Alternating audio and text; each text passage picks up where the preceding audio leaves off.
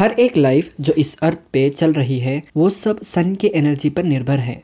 हम इंसान और जानवर फूड के लिए प्लांट्स पर निर्भर हैं। प्लांट्स फूड बनाती है, एक प्रोसेस होता है जिसे हम फोटोसिंथेसिस कहते हैं।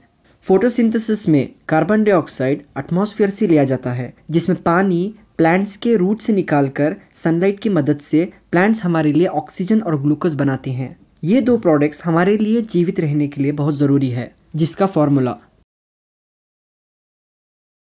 हमें पता है कि सन की हीट से ही वाटर जो लेक्स, पॉन्ड्स, रिवर्स, ओशन में मौजूद होता है वो इवापोरेट होकर क्लाउड्स बनते हैं, फिर बारिश गिरती है। इसमें जो हीट का मूवमेंट होता है वातावरण में, इसे हम कन्वेक्शन कहते हैं। बताया जाता है कि एनर्जी को बना भी नहीं सकते और ख़त्म भी नहीं कर सकते, सिर्फ एक फॉर्म से दूसरे फॉर्म में बदल सकते हैं।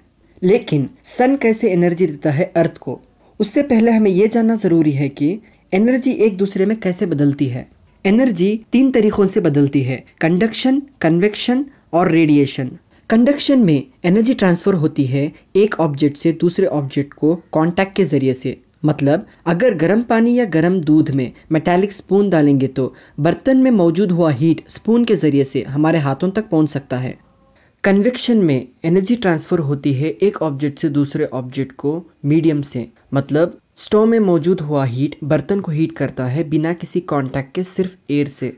रेडिएशन में एनर्जी ट्रांसफर होती है मीडियम के बिना। मतलब बताया जाता है कि सन हमारे से 150 मिलियन किलोमीटर दूर है और सन से निकली हुई हीट एनर्जी हमारे तक पहुंचती है, लेकिन अंतरिक्ष में हवा ही नहीं होती, फिर हीट एनर्जी हमारे तक कैसे पहुंचती है? रेडिएशन की मदद से। ये जो रेडिएशन का मूवमेंट है वो इलेक्ट्रोमैग्नेटिक वेव के जरिए से होता है। सन रेडिएशन एमिट करता है इंफ्रारेड, यूवी रेड और विजिबल रेंज के जरिए से, जिसमें इंफ्रारेड एक ऐसा ईएम स्पेक्ट्रम है जो हमारे तक हीट पहुंचाता है।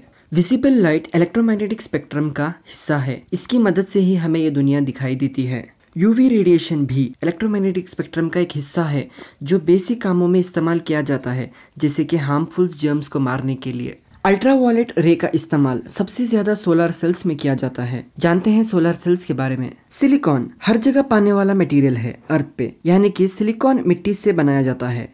मिट्टी को 99.999% प्योर सिलिकॉन क्रिस्टल्स में कन्वर्ट करना पड़ता है सोलर सेल्स में इस्तेमाल करने के लिए। बाद में सिलिकॉन इंगोट्स को थिन वेफर में काट दिया जाता है। यही सोलर सेल्स का मेन हिस्सा होता है, जिसमें सिलिकॉन वेफर के अंदर सिलिकॉन एटम्स 4 बॉन्ड से कनेक्टेड होते हैं। ये बॉन्ड्स इलेक्ट्रॉन्स को एक जगह पे पकड़ के रखते हैं। इन बॉन्ड्स को तोड़ने के लिए हाई एनर्जी लाइट फ्लैश करना पड़ेगा सिलिकॉन पर, जिसमें लाइट से एनर्जी ऑब्जर्व कर इलेक्ट्रॉन मूव होते हैं। लेकिन इलेक्ट्रॉन ऐसे इधर उधर मूव नहीं होते, इनको ड्राइविंग फोर्स देना पड़ता है।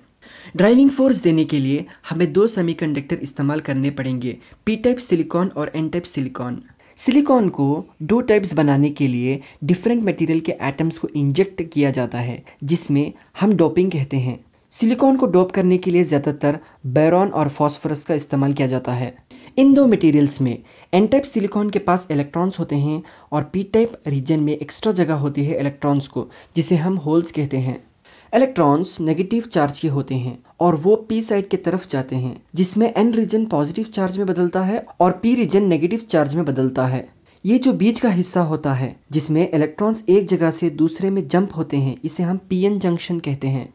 जब सनलाइट सोलर पैनल्स पे पड़ती है, इलेक्ट्रॉन को एनर्जी मिलती है जिसे वो तोड़कर निकलते हैं और होल जनरेट होता है। ये दोनों फ्री होकर एक तरफ से दूसरे तरफ जाते हैं, जिसमें करंट फ्लो होता है।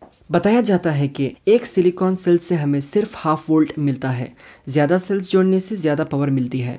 सोलर एनर्जी पावर देने के लिए इस्तेमाल किया जाता है घर के इलेक्ट्रॉनिक चीज़ों में, और ज़्यादातर सोलर एनर्जी दिन में जनरेट होती है।